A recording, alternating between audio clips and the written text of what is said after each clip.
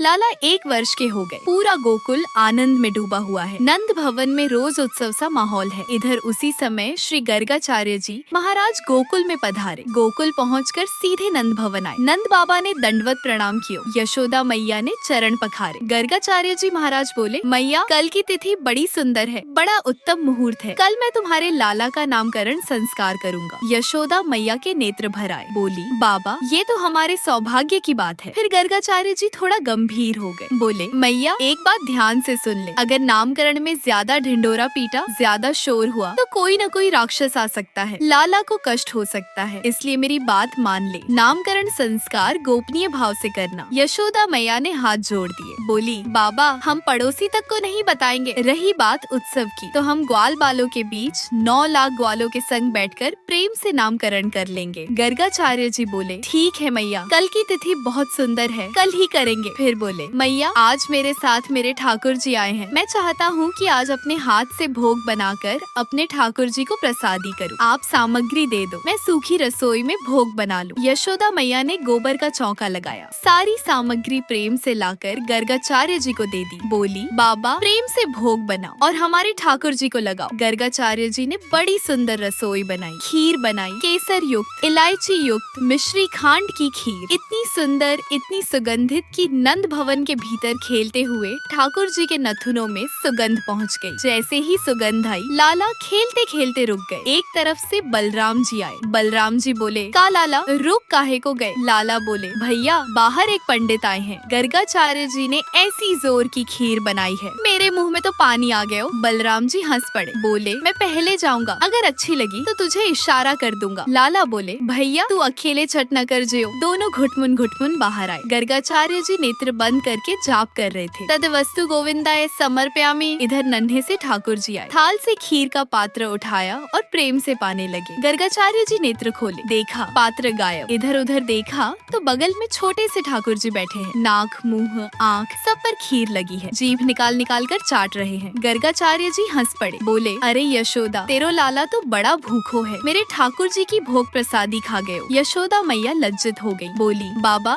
क्षमा कर दो, लाला बड़ा चंचल है। फिर ठाकुर जी को अंदर ले गई। फिर से चौका लगाया। फिर से गर्गाचार्य जी ने खीर बनाई। इधर बलराम जी बोले, लाला कैसी रही खीर? लाला बोले, खीर तो बड़ी जोर की थी, पर चेला कछो है, आधी ही खींच ली। फिर दूसरी बार भी वही लीला हुई। तीसरी बार तो गर्गाचार्य जी को थोड़ा क्रोध आ गया। बोले, मैया अगर तेरे मन में न हो तो बता दे, मैं कहीं और भोग लगा लूं। यशोदा मैया बोली, बाबा बड़ी कृपा है कि केवल खीर खाई, नहीं तो शालिग्राम जी को भी गुलाब जामुन समझ ले। यह सुनकर गर्गाचार्य जी चुप हो गए। आखिर मैया ने लाला को कमरे में बंद कर दिया। लाला जंगला पकड़कर खड़े हैं, गाल लाल, क्रोध में भी कितने सुंदर लग रहे हैं। गर्गाचार्य जी ने फिर से भोग बनाया। इस बार मिश्री और ज्यादा डाली। जैसे ही भोग लगाया, दरवाजे अपने आप खुल गए। लाला बाहर आए। इस बार लाला ने चतुर्भुज रूप दिखाया। एक भुजा से खीर पकड़ी, एक से खुद खाई, एक से गर्गाचार्य जी को खिलाई। गर्गाचार्य जी के नेत्र सजल हो गए। प्रणाम कर लिया। लाला बोले, मैया को मत बताना कि मैं कौन हूँ, मैं यहाँ प्रेम पाने आया हूँ। अगले दिन नामकरण संस्कार हुआ। पहले बलराम जी का नाम रखा गया, फिर लाला का नाम कृष्ण। बोले, इस बार कृष्ण वर्ण का बनकर आया है, इसलिए नाम कृष्ण। बोलो, बाल कृष्ण लाल की जय।